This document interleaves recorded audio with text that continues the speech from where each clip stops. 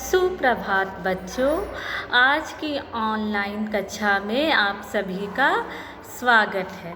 आज मैं आप लोगों को बुआ का पत्र कहानी की व्याख्या करने जा रही हूँ।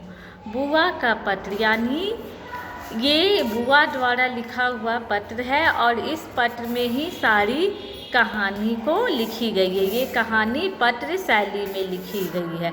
जब हम पत्र लिखते हैं तो सबसे ऊपर में लिखने वाला अपना नाम, ये अपना रहने का जगह यानी जहाँ से पत्र लिखा जा रहा है वो लिखता है, शहर का नाम और तारीख यानी जो दिनांक होता है वो डालता है। ये आप लोग यहाँ देख सकते हैं, सबसे ऊपर में लिखा हुआ है ना।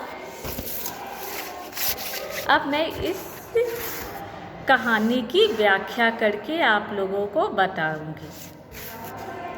प्रिय शौर्य यानी ये पत्र शौर्य नाम के बच्चे को लिखा जा रहा है। शुभ आशीष, आशीष का मतलब आशीर्वाद, शौर्य का मतलब वीर। आजकल तो तुम्हारी छुट्टियां हैं, तुम खूब मज़े कर रहे होगे। अब ये बुआ लिख रही हैं कि आजकल तो तुम्हारी छुट्टियां हैं और छुट्टियों में जैसे आप मज़ा करते हो वैसे ही ये शौर्य नाम का बच्चा भी मज़ा कर रहा है। पत्र पढ़कर पता चला कि तुम छुट्टियों में नृत्य यानी डांस और चित्रकला ड्राइंग सीख रहे हो। मुझे बहुत खुशी हुई। समय का सदुपयोग हो रहा है और तुम्हारी रुचियों का भी। अब बुआ बता रही है कि बहुत अच्छा लगा मुझे ये जानकर कि तुम अपने समय को यूज कर रहे हो, उसे बर्बाद नहीं कर रहे हो। सदुपयोग का मतलब सही उपयोग। और ये शौर्य नाम का बच्चा इस गर्मी की छुट्टी में डांस और ड्राइंग, नृत्य और चित्रकला सीख रहा है।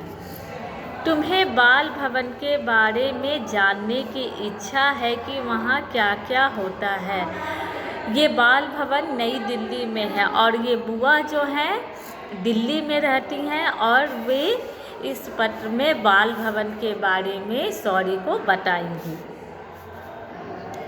यह नई दिल्ली में बहादुर शाह जफर मार्ग पर स्थित है। बाल भवन कहाँ है? तो नई दिल्ली में बहादुर शाह जफर मार्ग पर।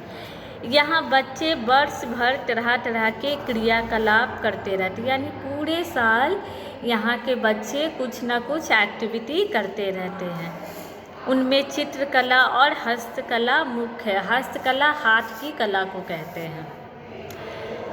बच्चों द्वारा बनाई गई मूर्तियों का अलग अलग रूप होता है और इन बच्चे जो मूर्तियाँ बनाते हैं तो उसका रूप भी अलग अलग होता है। गणेश चतुर्थी पर बच्चे गणेश की प्रतिमाएं बनाते हैं। मिट्टी के लौंडे में से मिट्टी लेकर कभी सूर बनाते हैं, कभी लड्डू तो कभी छोटा सा चूहा बनाते हैं। गीली मिट्टी को मिट्टी का लौंडा कहा जाता है, लौंडा, ठीक है। और बच्चे उससे क्या करते हैं? गणेश जी की सूर बनाते हैं, चूहे को बनाते हैं, लड्डू बनाते हैं, ये सारे काम करते हैं।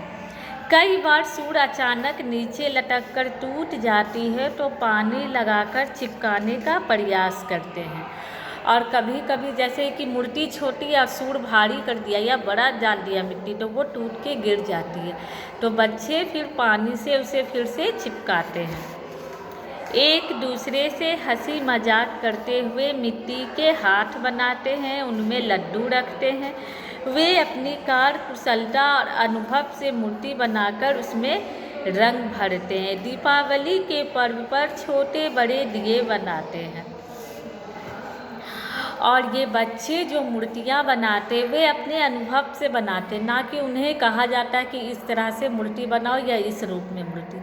वे अपनी कला, अपनी स्वकला यानी स्वयं की कला का उस मूर्ति में प्रदर्शन करते हैं। और दिवाली का जब पर्व आने वाला होता है तो ये बच्चे क्या करते हैं? दिवाली के पर्व पर मिट्टी के छोटे बड़े दिए बनाते हैं। ये सारे कार्य कहाँ हो किए जा रहे हैं? तो नई दिल्ली के बाल भवन में।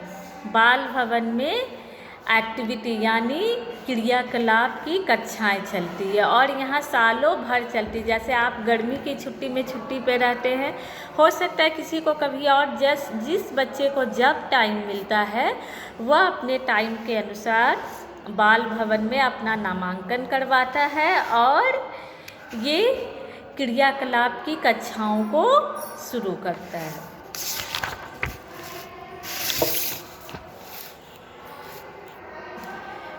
उनके कई प्रकार होते, जैसे गोल, चकोर, तिकोने, षटकोण और अन्य। बच्चे जब दीपावली पर दिए बनाते हैं तो वे विभिन्न आकार के होते, कुछ दिए गोल भी होते हैं, कुछ चौकोर यानी स्क्वायर में, कुछ तिकोने षटकोण यानी 6 कोण वाले भी होते हैं। अपने अपने अनुभव और हिसाब से बच्चे दिए का रूप निर्धारित करते हैं।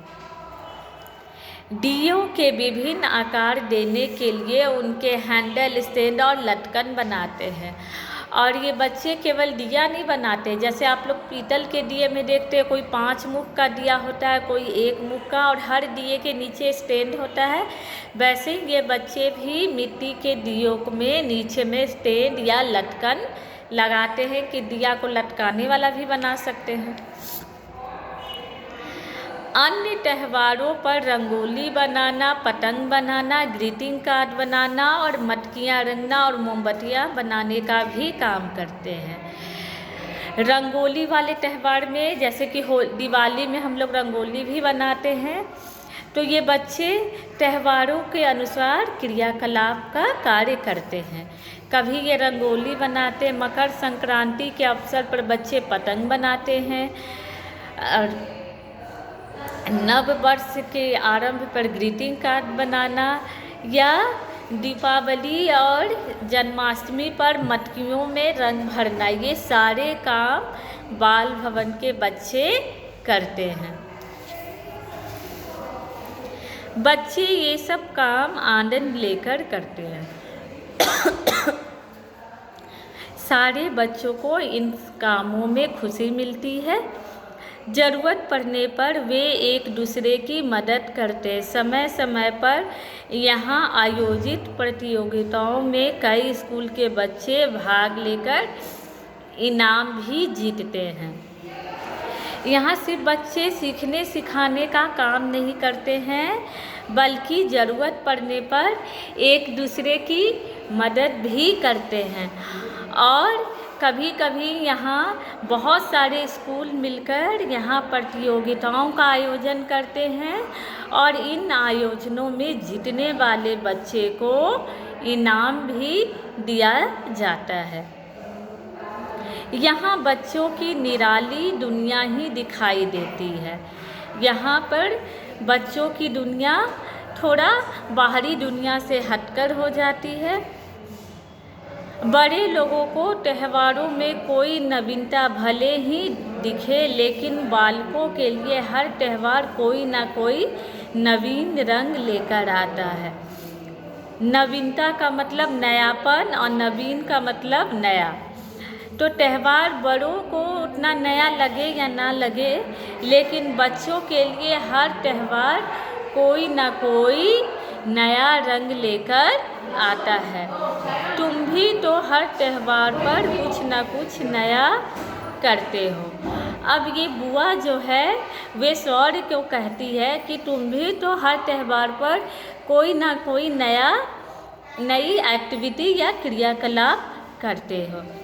भैया भाभी को मेरा नमस्ते कहना। अब ये बुआ अपना पत्र समाप्त करने जा रही हैं, तो वे लिखती हैं कि भैया भाभी को नमस्ते कहना, लोहित और धैर्य को ढेर सारा प्यार देना। लोहित और धैर्य जो हैं सौर्य के छोटे भाई हैं, इसीलिए बुआ ने उन दोनों के नामों का भी जिक्र यहाँ किया है।